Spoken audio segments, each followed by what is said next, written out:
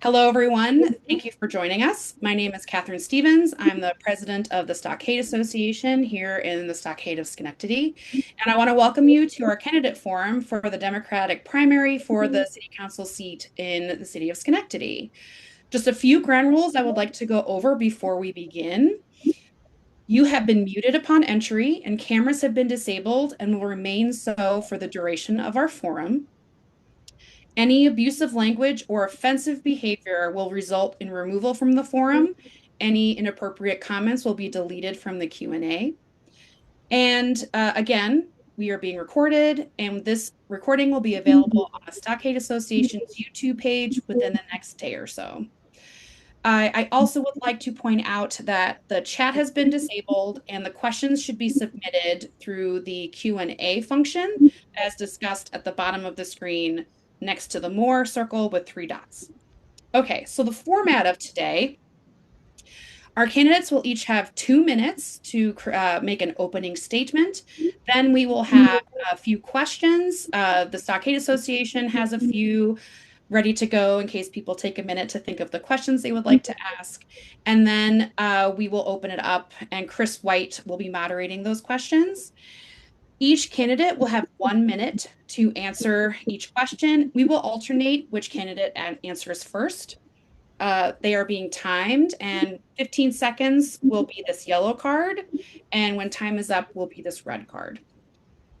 And then at the end, either at 8 o'clock or when questions are completed, we will allow the candidates 2 minutes to make a closing statement, and then we will conclude for the evening. Okay, so let me get my timer ready.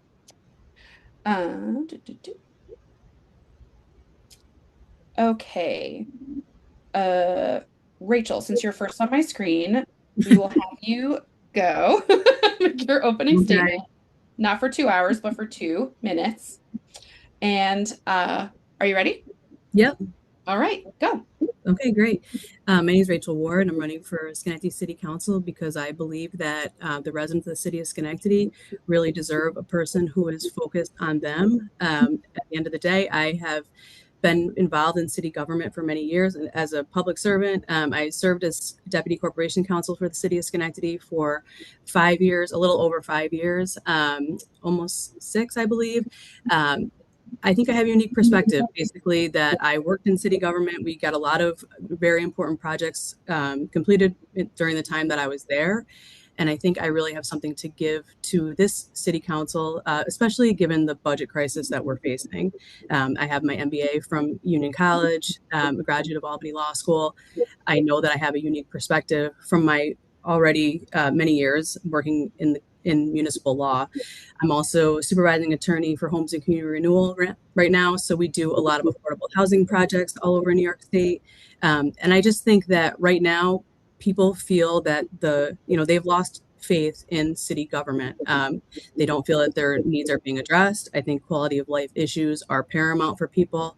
And I just think that I have something that I can give to the council from my own standpoint of working in city government for many years, and then also working as a real estate attorney in this, in Schenectady for the last 17 years. So hopefully, I would love to have your vote. Okay, great. Restart my timer. All right, Justin, are you ready? Yes, ma'am. All right, here we go. Good evening, everyone. For those of you who know me, my name is Justin Chairs. I am your Schenectady City Councilman. I was born and raised in the city of Schenectady. Live here proudly now. Graduate of Schenectady High School, Hudson Valley, Hartwood College, and GCU. I currently work in the New York State Senate as Committee Director for Energy and Telecommunications, where I oversee legislation, workshop inside the state budget, and continue to work with our local municipalities to make sure that they have what they need in the way of innovation and construction. I do all of the work that I've personally talked about as a city councilman. As I'm new to the council, I've enjoyed my time so far being able to represent the city of Schenectady properly and the residents that I grew up with. Being born and raised, so I see that we do need transparency in our government, and we need to make sure that we are representing every community properly.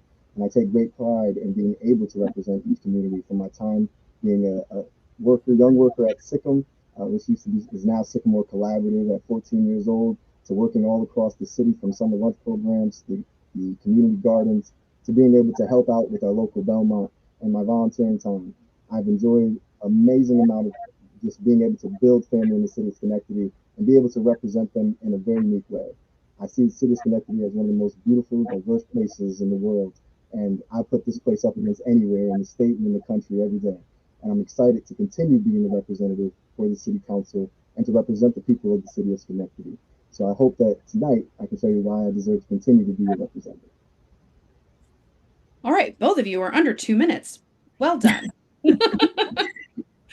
Okay, great. So since Rachael went first for the candidate opening statement, Justin, I will have you answer this question first. And again, you will have 1 minute. Let me get my timer ready. Okay. So the first question we have this evening is, what is something that you will work to manifest in Schenectady that doesn't already exist? Like, what should the city have that it currently doesn't? And your timer starts now. One thing that I look to manifest as the city currently doesn't is a real neighborhood investment strategy, a plan that allows us, one, to continue to do work in every community. Too often when I'm out talking to residents and just having that conversation, they don't feel like people are showing up unless there's something chaotic happening or it's hectic or we're campaigning. And that's not right. I look forward to being able to create a plan that allows us, one, to collaborate with our school system, allows us to collaborate with our youth, our elders in the community, the city itself, our unions, and our small businesses, and being able to bring that all into one, taking the wisdom of the elders that they give us and showing that our youth members and our young families that they have a future here in this city. And when we do that and we allow for revitalization in the city, it gives us the opportunity to then focus on what each community needs so we can deliver properly and represent them correctly. Okay. All right. Rachael, just to repeat the question, what is something that you will work to manifest in Schenectady that doesn't already exist? Or what should the city have that it currently doesn't? And your timer starts now. For me, I would love to see a vacancy reduction task force. This is something that I think we desperately need a dedicated group of people that are really committed to bringing back business and jobs on the vacant commercial corridors. We have a lot of vacant buildings, storefronts, strip malls in the city. I do think, similarly to the homes program, we could do something for vacant property, vacant buildings. Vacant businesses, essentially taking business owners, realtors, lenders, and things like that, and putting together a task force that basically looks at these vacancies and identifies our shortcomings, where we could build on and get them occupied again. I think we really need to expand our tax base, and that would take some pressure off of our budgeting here in the city. Okay, thank you. All right, Rachael, take a breath because you're going to go first on that. What are your thoughts on the proposed Erie Boulevard Starbucks and how it fits into the city's 2008 comprehensive plan for downtown walkability? And your timer starts now. I don't think that the Starbucks plan necessarily competes with the walkability. Downtown Erie Boulevard is a little bit different. It has a unique, perspective versus the rest of downtown. I will say that I was involved in this project for a few years when I was deputy corporation counsel. We took this piece of land that was a used car dealership. We had DEC investment in that to regrade it and basically get it ready for use again. So I do think that there is, anytime we're looking to put money into a parcel for economic development, we have to really weigh out what we're going to do there, going forward. Again, I think it comes back to, we want to, identify properties that we can use, and basically if we're going to put the money into regrading them and doing DEC cleanup there, we also want to think about, potentially using that for commercial use. If the project is good, I don't think that basically the needs are competing. All right, thank you. Okay. All right, Justin, what are your thoughts on the proposed Erie Boulevard Starbucks and how it fits into the city's 2008 comprehensive plan for downtown walkability? And your timer starts now.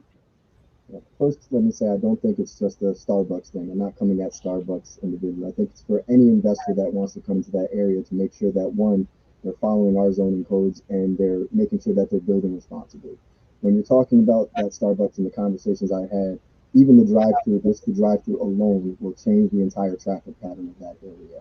It makes it less walkable, and I've had conversations about pedestrian safety, making sure that when we're talking about that intersection coming off in that area, that people have been struck already. So it doesn't add to our walkability for the original zoning plan in 2008. But more importantly, it doesn't allow us to get people out of their vehicles and invest into the city and help our small business owners, right? If you're going to a drive-through and you're just going and leaving, you're not being able to take in everything that downtown area has, and it doesn't allow our small business owners to build new customers so they can be reinvested in properly.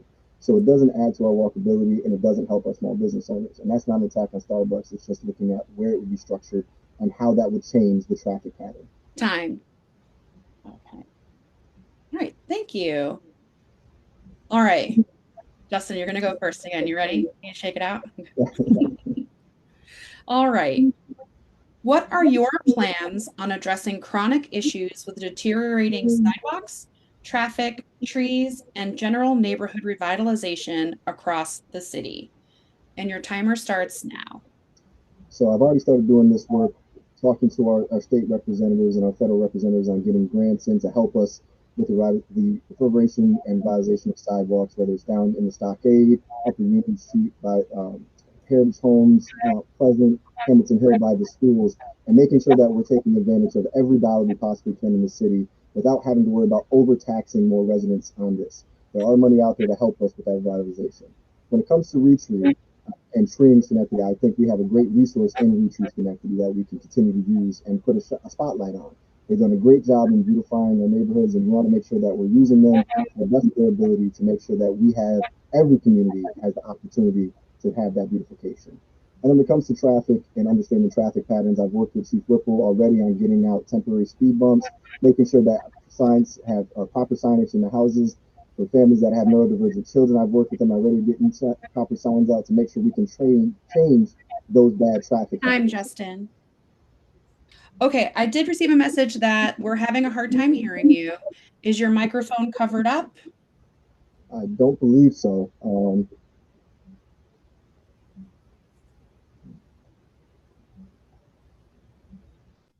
Is that better? I can hear you. Okay. Rachel, just to be check your microphone one more time. You can say, Hi, can you hear me? Yes. Okay, great. Okay. All right. So, Rachel, are you ready? Yep. Okay. What are your plans on addressing chronic issues with deteriorating sidewalks, traffic, trees, and general neighborhood revitalization across the city? And your timer starts now. Specifically to sidewalks, I really support a fix it first approach, basically prioritizing repairing the most deteriorated sidewalks, addressing areas where accessibility challenges are there for seniors, people with disabilities, families. For traffic, I think we need, again, to just continue to see more data-driven review of speeding complaints, dangerous intersections. I've talked to a lot of people that are very concerned about, not having stop signs, continual speeding, e-bikes, things like that. I think reckless driving is another issue. Quality of life issues really impact our residents, and I think that we really need to continue evaluating traffic calming measures where we can. I know Retree has been a very successful program in Schenectady. I think overall, more broadly, neighborhood revitalization is just really requires consistent attention to housing, quality, code enforcement, infrastructure, public safety, things like that, to basically, on the whole, make the city easier to navigate. And sorry. Okay. No, thank you. All right. Okay. Ready for the next question, Rachel? Yes, I think so. Do you take a drink or anything? No, I'm good. Okay. All right. So the next question. Downtown appears to receive the bulk of city investment in time, money, and energy. However, storefronts remain empty and anchor businesses have left. What steps should the city take to increase the longevity of our small businesses? And your timer starts now. This kind of goes back to what I was saying originally. While downtown has received a lot of attention over the years, I think the city has also invested heavily in neighborhood parks, housing, things like that. But the real question isn't whether or not we're investing, it's whether we're seeing the long-term economic growth and basically the business retention that residents are really expecting from those investments. I think small businesses particularly survive when they have customers and workers and confidence in the local economy. That means we have to focus not only on the storefronts, but on creating jobs, growing our population, and increasing disposable income throughout the city. So we have to really continue to keep attracting employers, supporting business expansion, so more residents can spend their money locally. Economic development can't really just be limited to retail and restaurants. I think we have to really, research finding good paying jobs and bridging the gap to get more investors into Schenectady that provide better paying jobs. Also have to remove a little bit of the government bureaucracy to help people, make it easier for entrepreneurs to open and grow business. Okay, thanks. Okay, you can take a break. It's Justin's turn. All right, Justin. Downtown appears to receive the bulk of city investment in time, money, and energy. However, storefronts remain empty and anchor businesses have left. What steps should the city take to increase the longevity of our small businesses? And your timer starts now. So I agree. Yes, downtown has received a lot of time and consideration. It's beautiful down there, but we need to see that investment spread across the entirety of the city. And it starts with making sure that we have our small business owners back, making sure that we understand that they've been the heart and the backbone of the city for years.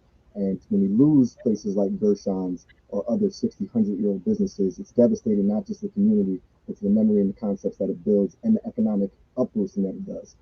On top of that, we want to make sure that we are bringing in careers, not just jobs for people to have a fast turnover, but real career jobs back into the city that allow people to have a better quality of life, that give us the opportunity so they're not constantly fighting to pay rent, which is upwards from anywhere from $1,700 to $2,500. You don't have extra money to invest. So we have to be able to have our small business owners back by protecting them in all facets, making sure that we're giving them every advance we can. We're finding grants, helping them with tax relief, making sure that we're giving them the opportunities to come see us as a legislature and myself especially as a councilman. Time. All right. One last ready to go question. And Justin, are you ready to hear it and answer Yes. first? Okay. Though the Aquatic Center is not currently planned to be located downtown, it was going to be a very large tax-exempt property. As the city faces continued budget shortfalls, how does each candidate justify the continued tax-exempt developments across the city, but especially downtown? And your timer starts now.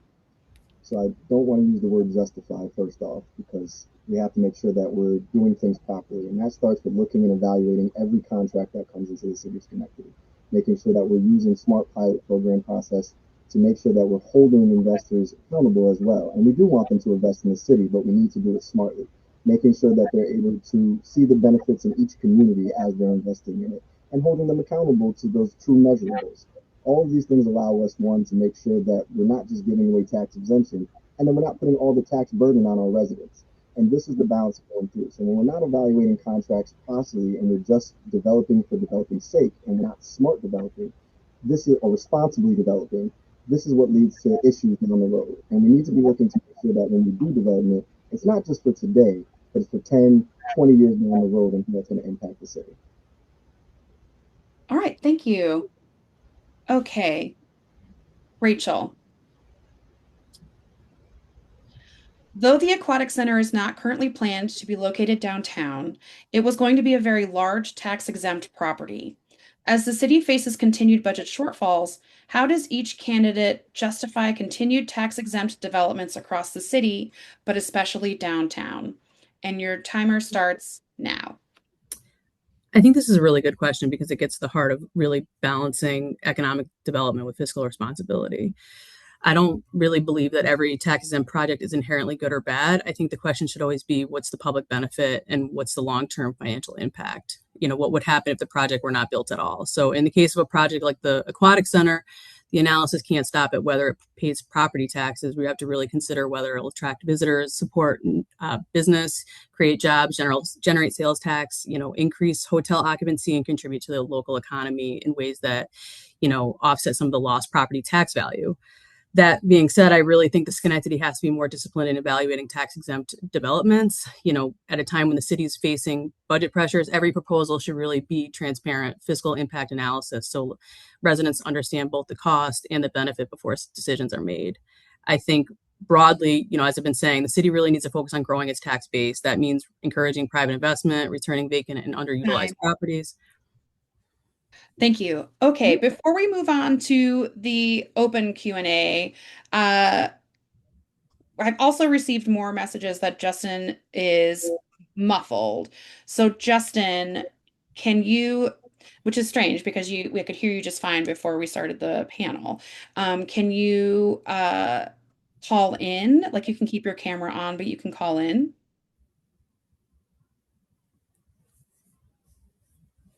Thank you for this pause.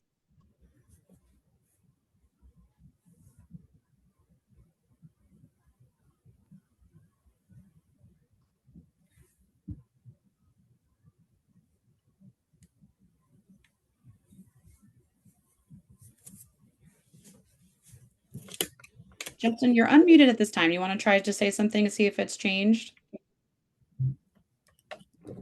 Oh, now you are absolutely muted. How about now? I can hear you fine. Can I receive thumbs ups for people who can hear Justin? Justin, say your full name again so that we have another test. Justin Chairs. This is why I like doing it in person, right? Because you get all these technical issues. Yeah. It makes it a lot easier. All right. I'm seeing a lot of thumbs ups. All right. I do recommend for people to turn their what is that? A speaker as loud as they can to do that. All right. So this is where Chris White will turn to questions in the Q&A function, and I will continue to time our candidates, and I will tell the candidates also when their timer starts. So, Chris. Excellent. All right. So I'm just going to read these in order as they have come in. We'll get through as many as we can until the end. So the first one is for Rachel Ward. It says, your opponent has been subjected to what I consider to be unfair treatment. This is the person, not me, by members of our party. As such, the current political climate is deeply fraught. Would you be willing to help us lower the temperature by describing what you respect about Councilman Chairs as a civic leader? Okay, and your timer starts now. Absolutely. I've actually had the pleasure of spending time with Justin. I think broadly, we both really care about the city of Schenectady and we're in this for the right reasons. We really want to give back to the residents. And I think that just meeting him, we talked about our families and the things that, connect us through this political landscape. It's been a little bit since we've gotten to talk in person, but I think broadly, he's in this because he cares about the city too. And I think all these things can be built on. All right. You have 19 seconds left. Do you want to add anything? As far as his civic engagement, I think that it's powerful that, he wants to be representative of all communities. It's very important that, at the end of the day, that every person in Schenectady is being heard. And I think that we're both committed to that. Great. All right. Thank you. Actually, Chris asked me a question. I think it's only fair for Justin to return the favor. All right. So, Justin, actually, Chris, can you read it again? Yeah, no, more than happy to. It was in a current political climate that is deeply fraught. Would you be willing to help us lower the political climate temperature by describing what you respect about your opponent as a civic leader? And your timer starts now. Yes, I appreciate the question, and with the temperature being what it is, and the things that we all deal with, I think that Ms. Ward has a desire to be committed to the city, wants to do this good work and represent everybody. We did have a good conversation a few months back of just our desire to want to represent the city of Schenectady. And I think that her heart is in the right place and that she wants to try to be a representative for the people of all people in the city of Schenectady. I appreciate her experience, and I know that she wants to continue to do good work and be a voice for the city that I believe we all love. You have 20 seconds. You want to, since I offered it to Rachel, I'm going to offer it to you. It's I'm okay. a little more concise. I was more concise with this. I'm trying to speak loud so they can all hear me. So I'm a little more No, concise. Thank you.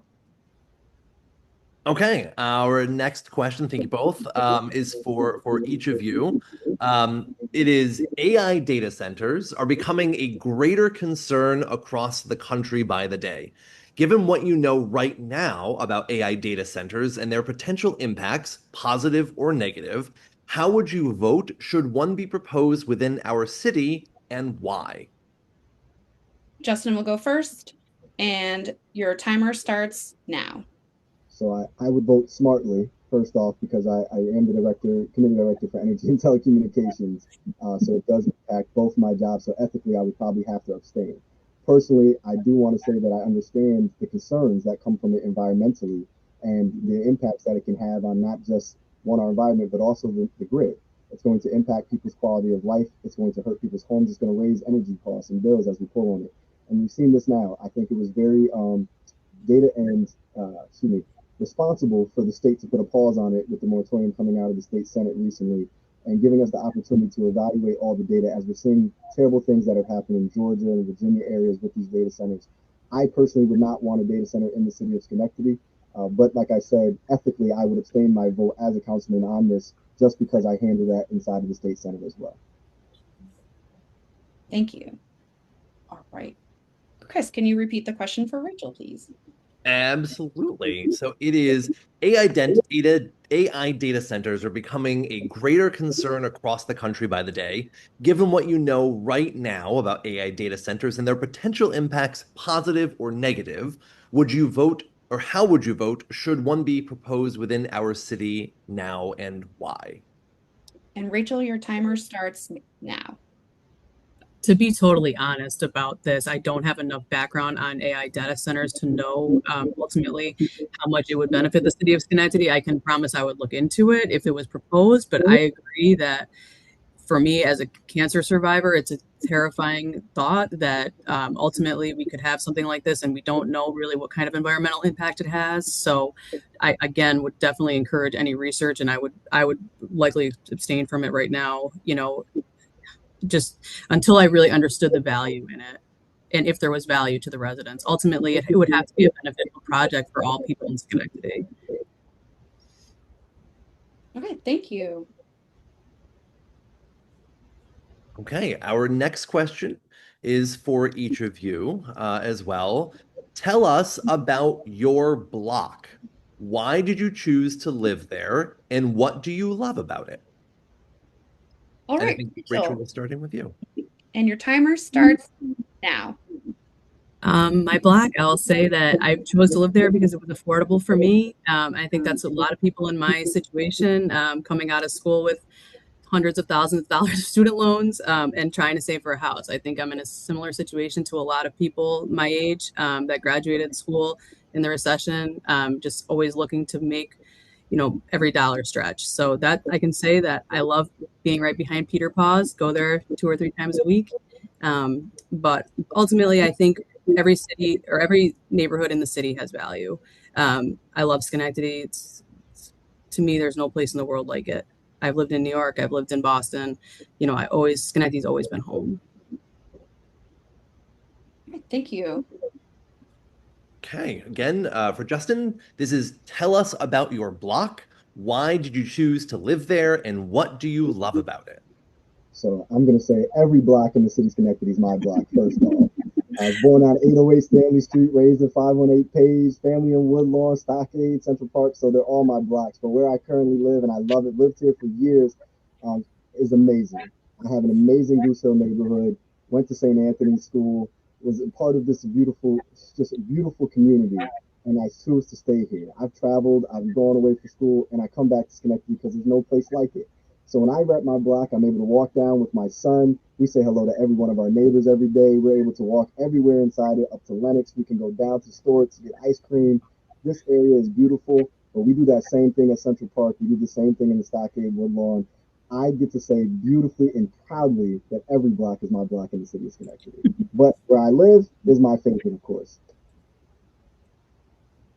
Thank you. Right. Our next question is, what are your thoughts on raising the minimum wage to match the cost of living standards in Schenectady by offering small businesses tax credits and tax cuts for paying employees livable wage? Right, Justin, you'll go first, and your timer starts now. Yes, the answer is yes. 100%. Being able to give people a livable wage is going to take the burden off of so many families, and also being able to give that tax credit is going to be able to protect our small businesses. It's a win-win, especially when we're talking about tax exemptions for developers, right? So being able to give people a livable wage, whether it's a small family, children, whatever, it takes off that stress. And we see this all the time when you don't have enough money to survive. It adds to the stress. It adds to an economic downfall for the city, and it has an impact that hurts our youth, especially for our small families.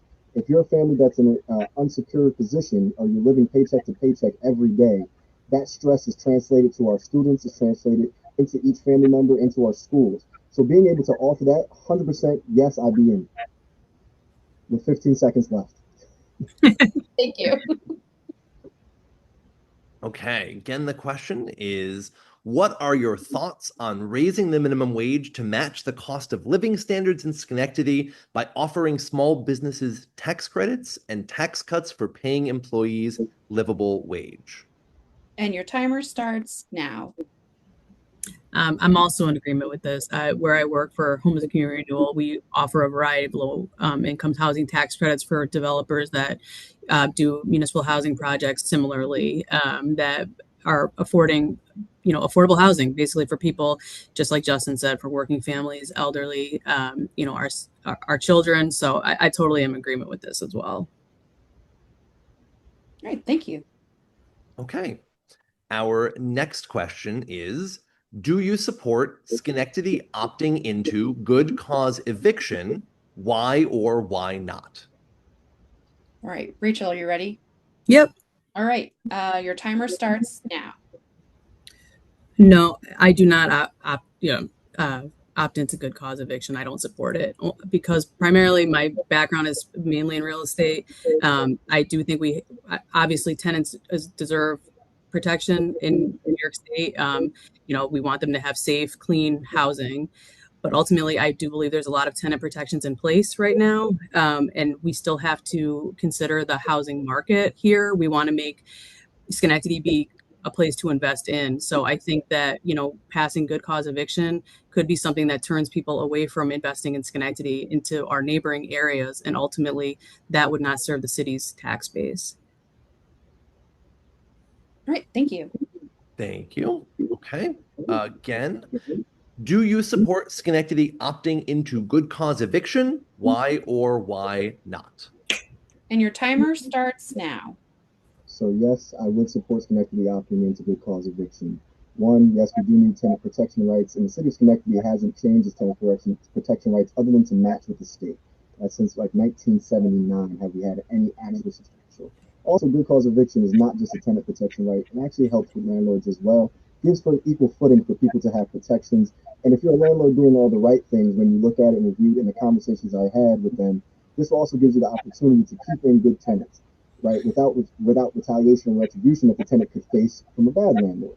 So it gives us the opportunity to, one, update our own code, which we need in the city of Schenectady, but protect our landlords, our tenants, and give everyone an opportunity to come to the table and have that real conversation going forward so people have the ability to live with dignity. Thank you. Okay. Our next question. In the last year, business on city council has often been contentious. If elected, what will you do to foster a collaborative relationship with your colleagues on the city council? All right, Justin, you'll go first. And your timer starts now. So I'm already elected, I'm appointed, and I'm sitting on the council now. And I want to make sure that people know that since I've been on, we've had great conversations. Not that we always agree or we have different ideologies, but I hope that I've been a true professional in everything that I've done, having the conversations, talking and building those relationships with all of my colleagues and council members. And council's actually been getting a lot done, which I'm super excited about and impressed with. I was blessed to be able to help vote to get us moving in the right direction, get us a council president after all the delays. and be able to continue to do the work no matter what. And that's the end of the day, that's my goal, is to make sure that I'm there to do the work with everybody. And each person, whether we have a difference of opinion, I'm not here to critique them, I'm not here to scrutinize them. I'm here to understand where they're coming from, make sure that I'm bringing the voice of the people, all the people in the city of Schenectady forward, and representing everyone the best way I can with my colleagues. Thank you. Thank you. Question again is, in the last year, business on city council has often been contentious. If elected, what will you do to foster a collaborative relationship with your colleagues on the city council? Okay, Rachel, and your timer starts now. For me, the first thing I would do is try to reach out to each council member individually and sit down and talk with them and find common ground. I think ultimately we get a lot further if we can listen to other people and find out where they're coming from and build on that. Ultimately, I have said this many times. We have a lot more that unites us than divides us. I think ultimately we all want the best for Schenectady, but it's about who has the experience and the skills to get us over the finish line. We're facing a crisis here, and I think everybody is in agreement that we need to work together here to overcome it, especially a financial crisis, for sure. Thank you. Okay. Our next question. What is your position on a ward system for our city? And what is your position on self-improvement districts for things such as sidewalks? This is a two-part question. Do we want to split it up? Sure. Two very different things. What? Okay. So first would be, and are we starting with Rachel? Yes. All right. So, yes. What is your position on a ward system for the city? And your timer starts now. Ideally, for me, a ward system would be great if we found enough people. This is another thing that I think people just are totally dissuaded from getting involved in city government because they see what's involved and they see what goes on. And I think people just don't want to get involved. I know that for a lot of people that I know, they feel discouraged from getting involved because they just feel like it's a hopeless cause. Ultimately, if we went that way to being, back to neighborhoods, I don't necessarily think it's a bad idea. I just hope that we can attract enough people that want to be involved in this. And I think in order to do that, we'd have to really build the city council up and show, that we are really representing the community and that there is value in putting your time into this. Thank you. Okay. Again, what is your position on a ward system for the city? And your timer starts now. So we've seen a ward system in the city of Schenectady. We originally had one as well. And I would be in favor of it. If it means that making sure that every single representative from each community has a voice to be heard, I'm for it. I've heard that, some people on the administrative side want to cut the council seats we have now and shrink it even more. And I disagree with that. I don't believe shrinking the council so less people have a voice is the right decision. That is the process that we're in now, where I would think that we want as many representatives as possible. And based on my conversations, I don't believe it would be that difficult for people to want to get involved. And though this can be a dirty business sometimes in politics, I think that there's enough people that are civically engaged, that want to be civically engaged, and to give them the opportunity to represent their community and bring those concerns back, I would be all for it. Thank you. Okay. Part two. The next question is, what is your position on self-improvement districts for things such as sidewalks? All right, Justin goes first, and your timer starts now. I would be okay with self-improvement districts and going through, but I also have to be very mindful of how we say that, because what that looks like is then enforcing fines and things on people in a certain way. And I want to make sure that we're not allowing that to be misconstrued with, yes, we want people to be able to improve their own district and neighborhood, but we also don't want to be penalizing people because the sidewalk is cracked or because there's breakage in here when they don't have the funds or the money to take care of that area themselves, right? But if we use that as a collective, or we did a collective mindset of association, I would be all for using association collective district, so it's not individual people's money. Right, thank you. Okay. Question again is, what is your position on self-improvement districts for things such as sidewalks? And your timer starts now. I also agree that you have to be careful. I mean, if agreed all the way around, if people want to take the initiative to do that, I think that it is a great idea. But ultimately, we have to make sure that we're not, increasing value in some neighborhoods and therefore decreasing value in others. I think ultimately we need a strategic plan for the city going forward for all neighborhoods. Thank you. Our next question is the highly connected Axon camera network used by the police department is a policy decision or hardware upgrade away from behaving the same way as Flock. What will you do to keep Flock and similar targeted and mass surveillance systems out of our city? Rachel will go first, and your timer starts now. I think again we need to find out, who is collecting this data, what are we using it for, how long is it being collected, and for what purpose. So ultimately we would investigate, the need for such data to be collected and weigh that against, people's First Amendment rights and people's privacy. Right, thank you. Okay, the question again. The highly connected Axon camera network used by the police department is a policy decision or a hardware upgrade away from behaving the same way as Flock. What will you do to keep Flock and similar targeted and mass surveillance systems out of our city? And your timer starts now. So from being a councilman right now, I would make sure that we're not a policy decision away and we fight tooth and nail to make sure that we are protecting people's rights and we don't have that overbearing government process on it that can target people as we see. We see what Troy's doing now with their system, and I don't want to go that way with that system. We will continue to work with our officers and enforcement in using technology smartly, but not in the invasion of being able to take away people's privacy, being able to track people improperly, and making sure agreed that that data is being all the data, even with the system we have now, stays in house. I asked questions to the fire department about the system that they had, about where that data is going for the thermal imaging, because I'm very concerned about making sure that we're protecting our citizens' private rights and our residents' rights in this city. So I would make sure that we fight tooth and nail, that we're not a policy decision away. And that's where I stand on it. Thank you. Okay. Our next question is not everyone can attend city council meetings. In what ways will you encourage the broader community of Schenectady? All right, Justin will go first, and your timer starts now.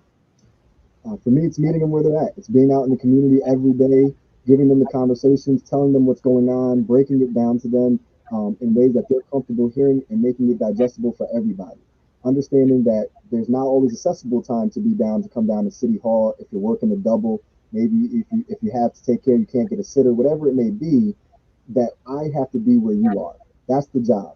And I love doing this. I love being in my community. I love talking to people, bringing them information about what we're discussing, letting them know what's happening, the decisions that are being made, because we need a transparent government. They should know everything that's happening from finances to the policy decisions and why we're doing something. And if we're taking something away if it's legislation, know why we're taking it away. Or we're putting a pause on legislation to make sure. So these are the opportunities that I relish being out in the community every single day, talking to people. And it's not for me, it's not campaign season. It's every day of my life. I'm out here. If I'm not at the newest lunch, I'm up and up on Union Street at the barber shop. I'm everywhere I can be to make sure people are accessible and I'm Time. accessible to everyone. Okay. Again, the question is, not everyone can attend city council meetings. In what ways will you engage the broader community of Schenectady? And your timer starts now. I totally agree. You need to meet people where they're at. I think ultimately I have been trying, since this campaign started to really get my message out there, use social media as a tool to really talk to people about what's going on in the city. I realize that not everybody can attend the city council meeting. Another thing that I'm noticing from the city council meeting from watching them myself is sometimes the video quality is not that great, or the audio quality. I think that's something we could improve upon, really to help public awareness on that stuff. Ultimately, though, I agree. We really need to start meeting people where we're at, and the city council representative really needs to be able to touch base with. Anybody should be able to get in touch with them. So that's something I pride myself on also, at being an attorney for the last almost 20 years. People, I think that I've made progress in my career because I've always been the person that calls people back. And that's important. Thank you. Thank you. Okay. I believe this question is also for you, just given how it's phrased. So it says you served as corporation counsel under this administration and now have the endorsement of the same political establishment many residents believe has controlled City Hall for years.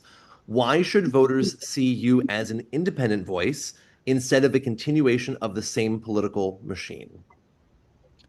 And your time starts now. Sorry. That's okay. I was deputy corporation counsel, not corporation counsel. Just want to be clear on that. But I mean, I'm my own person. People that know me, they know that. So unfortunately, it's hard to be painted with a brush that you're an establishment person. But I guess by getting the endorsement, people are going to say that. Ultimately, if people spent even 5 minutes talking to me, they would realize that I have my own ideas, and I think that it's a discredit to my career and myself as a woman to just say that I am, because I got the endorsement, that I'm automatically an establishment candidate. I put my name in here because I really felt like I could do something good for the city. I think that I have the kind of experience that sets me apart. Ultimately, I expressed interest back in last fall about this position. And I felt like I owed it to the people that supported me to see it through. This isn't about the establishment. It's about doing something good for the people that live here. Thank you. Okay. Do you, Catherine, do we want to give Justin a chance to respond in some form, even though the question is not to him? Justin looks ready to do it. All right. So your timer starts now. So for me, it's, I've received a bunch of endorsements, but endorsements don't do the work, and endorsements don't vote, and they don't have the voice that the people need. And for me, I could care less about receiving their endorsement or not. It only furthers my resolve that the people of the city of Schenectady need a representative who's truly going to be the independent voice that they desire.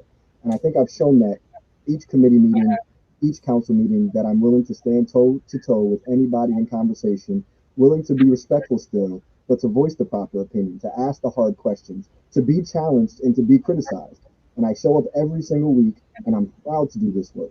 So the endorsement for me only just meant that a certain faction of people wanted that person endorsed. The reality is we have to do the work for all of the city of Schenectady. And that's why I show up every single Monday with a smile on my face, ready to answer the hard, tough questions, no matter how it comes, because I'm excited to represent everyone in the city of Schenectady. Thank you. Okay. Next question. Schenectady has spent a lot of time, energy, and money in recent years on large commercial projects to attract visitors from nearby areas. What would you do to shift the city's focus and budget to support parks, sidewalks, and green space that serve residents as well as tourists? Justin, you'll go first, and your timer starts now. So one, it's working on the investment process and making sure that we are bringing in those green spaces. I have a piece of legislation now as a pilot program that literally changes what's a dumping site that we recognize into a green space that can be utilized for a neighborhood. Doing those small things and then seeing the success of that and how that plays out, we can put that all throughout the city of Schenectady. But making sure that we're investing inside of our post program, using our county partners and our state partners to bring in that money. So we're not just constantly giving money away to try to bring in that attention or bring in those commercial realtors. We have other beautiful things. The city of Schenectady's history alone is enough of a draw to bring people in. And sometimes I think we forget that. The Stockade area is one of the most beautiful areas in the Capital District. And that history brings people in. We just had a whole entire TV show shooting down there in the Golden Age. But these are the things that we need to make sure that we're investing in our small businesses so we can keep them coming back here. Because commercial is nice, but being able to have people relate to a community is what's going to draw them back in. Thank you. Okay, question again is, Schenectady has spent a lot of time, energy, and money in recent years on large commercial projects to attract visitors from nearby areas. What would you do to shift the city's focus and budget to support parks, sidewalks, and green space that serve residents as well as tourists? And your timer starts now. I think the city has done a really good job recently of trying to enhance our parks and really put investment into the neighborhoods. I think ultimately we always have to balance the budget for these park projects against, what we can actually afford. Ultimately, we have to really look into our budgeting process. I am 100% behind green space and giving people, beautiful places to enjoy. But at the end of the day, a lot of our parks require cleanup. I mean, what went on with the playgrounds and how a lot of the infrastructure was broken. I mean, that is heartbreaking to me in itself. I do think that there is a continued effort to really by our park staff for the city of Schenectady to make the parks as beautiful as they can. I think we also need, you know, neighborhood groups that will add into that. Thank you. Okay.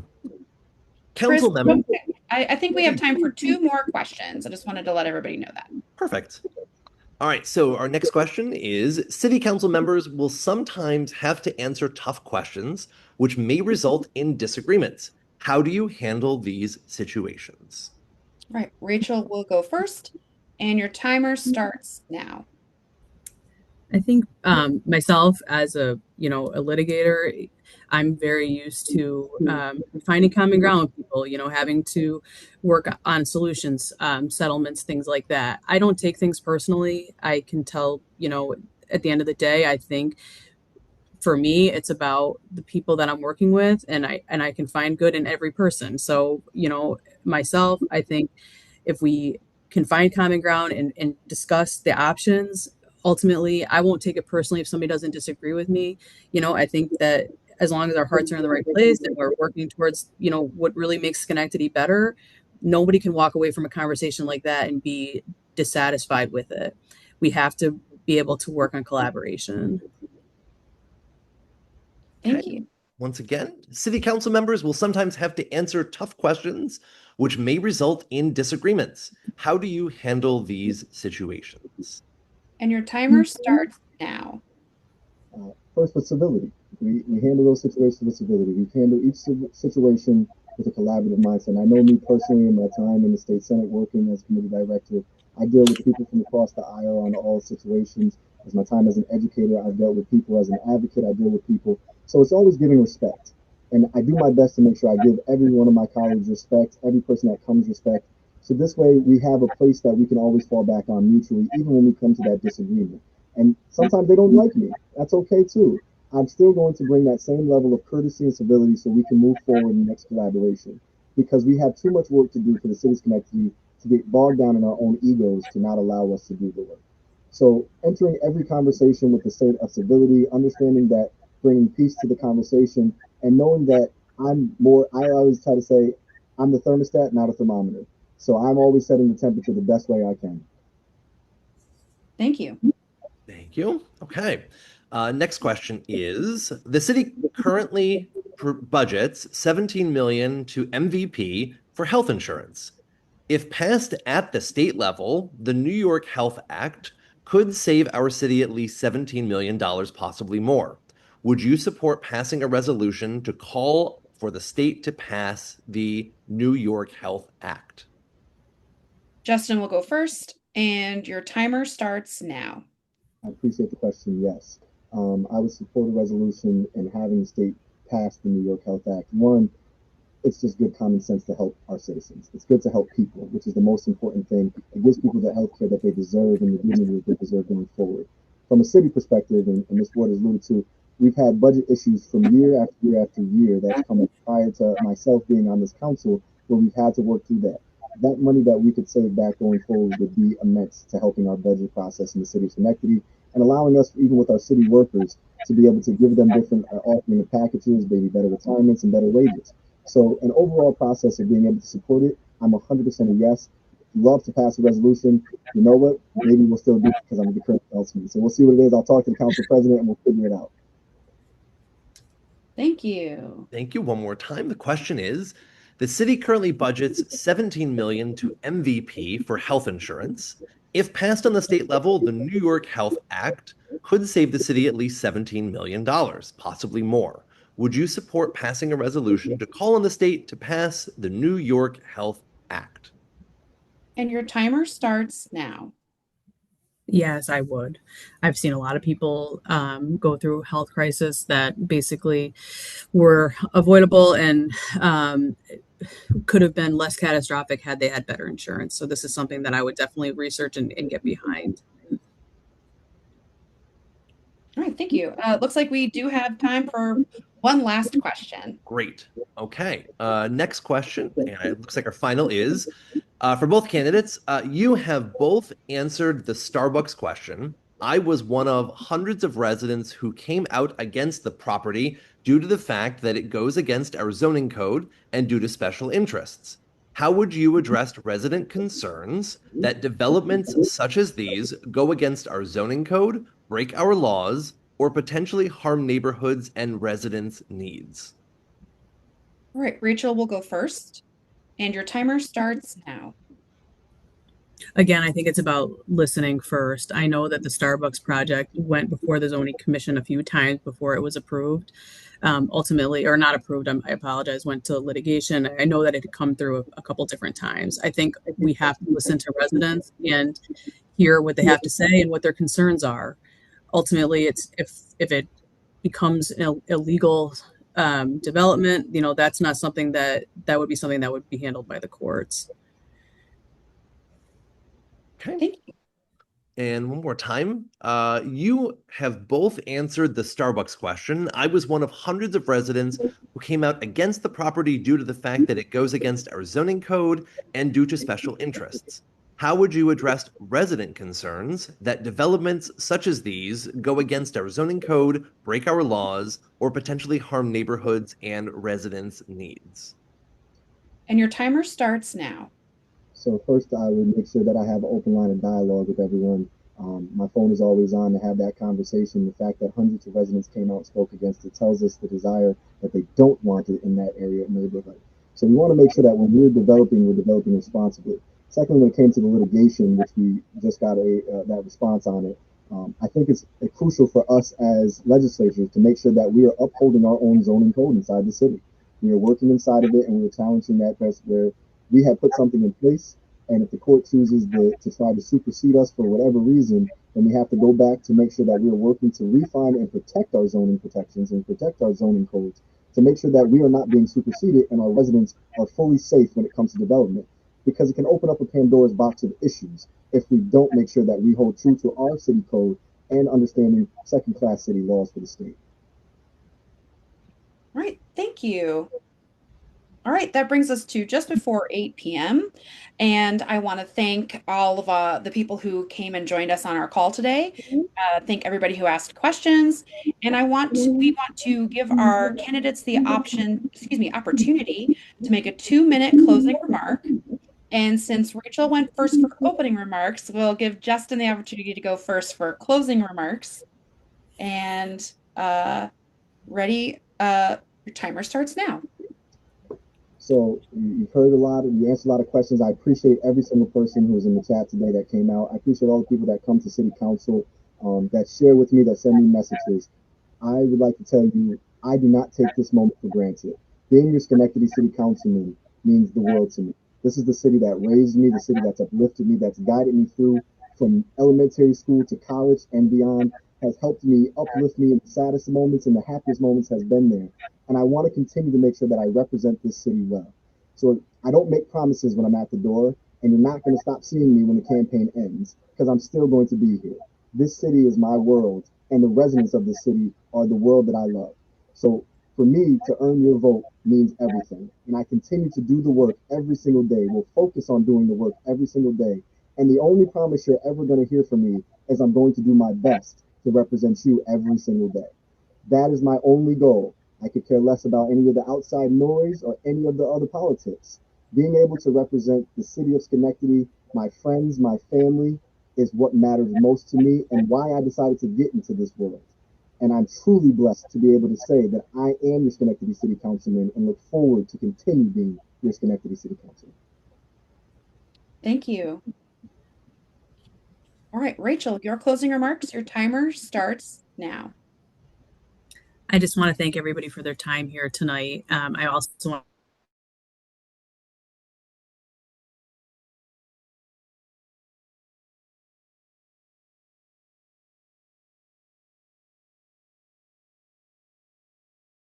and I appreciate that. I just want to say that I appreciate everybody's time here too, and for the moderators as well, and for the invitation. I too really believe that I have something to give the city. Like I said, I've worked my entire career here. I think that I have the background to make an immediate difference here. At the end of the day, I think that we are both in this for the right reasons, and I just hope that people will see the experience that I have and that what I can bring to the table and really give me a consideration here. We put a lot of work into this. We've been out talking to thousands of people every day. Again, this isn't an opportunity I take lightly either. So I do appreciate everybody's time tonight.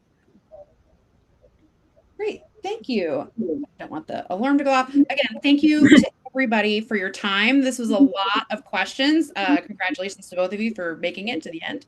And thank you again. And I hope everybody has a wonderful evening. Again, this will be posted on the Stockade Association YouTube page in the next day or two. And I hope everyone has a lovely evening. And thank you again. Have a great night. Thank you. Have a good night. Thank you so much. Appreciate you, Catherine. Chris, Bye. thank you for doing all the tech stuff. Sorry that I caused you so much audio issues, but I appreciate you, Chris.